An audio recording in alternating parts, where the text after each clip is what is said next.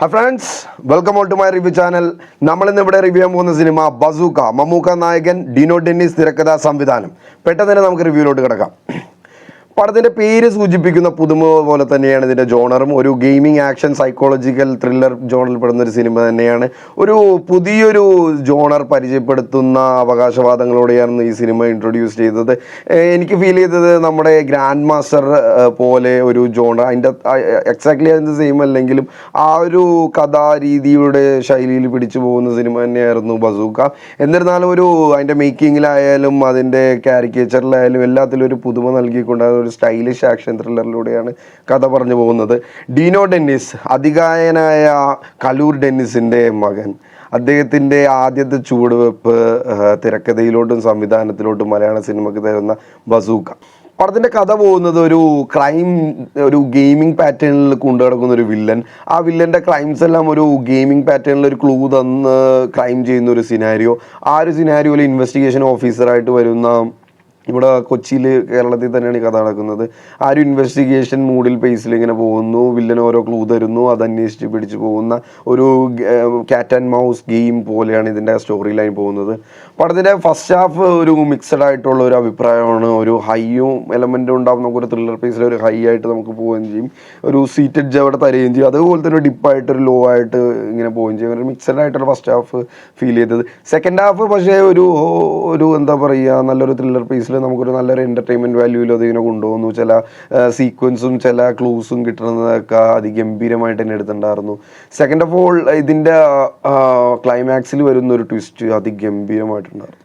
പടത്തിൻ്റെ പോസിറ്റീവ് വശങ്ങൾ എടുത്ത് പറയുന്നെങ്കിൽ ഇതിൻ്റെ ടെക്നിക്കൽ വശങ്ങളെല്ലാം അതിഗംഭീരമായിട്ട് ചെയ്തിട്ടുണ്ട്. അതിൻ്റെ കോസ്റ്റ്യൂംസ് ആയാലും ഒരു സ്റ്റൈലിഷ് ത്രില്ലറായിട്ട് തന്നെ ഇതിനെ കാണാമായിരുന്നു. പടത്തിൻ്റെ ക്ലൈമാക്സ് അതിഗംഭീരമായിട്ടുണ്ടായിരുന്നു. ആക്ഷൻ സീക്വൻസ്, ഇതൊക്കെ പടത്തിൻ്റെ പോസിറ്റീവ് വശങ്ങളാണ്. പടത്തിൻ്റെ നെഗറ്റീവ് വശമായിട്ട് പറയുകയാണെങ്കിൽ പടം അതിൻ്റെ തിരക്കഥയിൽ വന്നിരിക്കുന്ന ചില ലോജിക്കൽ അൺറീസണിങ് ഉണ്ട് ഈ പടത്തിൽ കഴിഞ്ഞിറങ്ങുമ്പോഴേക്കും നമുക്കിങ്ങനെ ആലോചിക്കും, എന്തുകൊണ്ടാണ് അതങ്ങനെ, ഇതിങ്ങനെ, എന്തുകൊണ്ടാണ് ഇവിടെ ഒരു കണക്ഷൻ ഇല്ലാത്ത, അങ്ങനെ ഒരു ചെറിയൊരു മിസ്റ്റേക്ക്. അത് ഈ ഗംഭീരമായിട്ട് തന്നെ ഇതിൻ്റെ കോസ്റ്റ്യൂം ഡിപ്പാർട്ട്മെൻറ്റും ഇതിൻ്റെ ടെക്നിക്കൽ വശങ്ങളും കൈകാര്യം ചെയ്തിട്ടുണ്ട്. ഇതിൻ്റെ ക്യാമറ ചെയ്തിരിക്കുന്നത് ഗംഭീരമായിട്ടുണ്ടായിരുന്നു, കോസ്റ്റ്യൂം അടിപൊളിയായിട്ടുണ്ടായിരുന്നു, സ്റ്റണ്ട് സീക്വൻസസ് ഗംഭീരമായിട്ടുണ്ടായിരുന്നു. അങ്ങനെ കളറിങ്, അങ്ങനെ എടുത്തു പറയത്തക്ക എല്ലാ ഡിപ്പാർട്ട്മെൻറ്റും technically it is obviously good. And ആക്ടേഴ്സിൻ്റെ കാര്യങ്ങൾ എടുത്ത് പറയുന്നത് ആക്ടേഴ്സും പെർഫോംഡ് വെൽ. ഗൗതം വാസുദേവനും ഒക്കെ നല്ല രസമുണ്ടായിരുന്നു. മമ്മൂക്ക അതിഗംഭീരമായിട്ട് പെർഫോം ചെയ്തിട്ടുണ്ട്.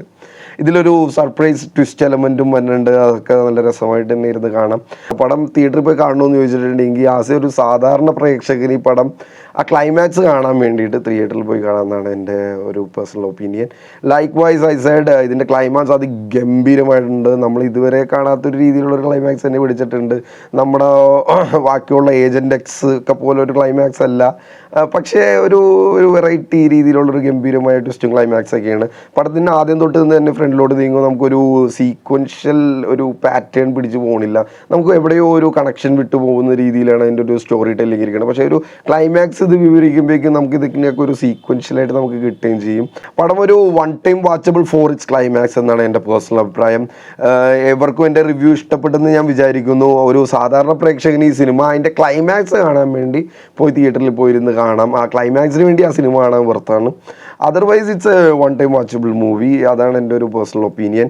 I hope you all enjoyed my review and I will be back with another review. I hope everybody have a good time. Until then, see you. Bye friends.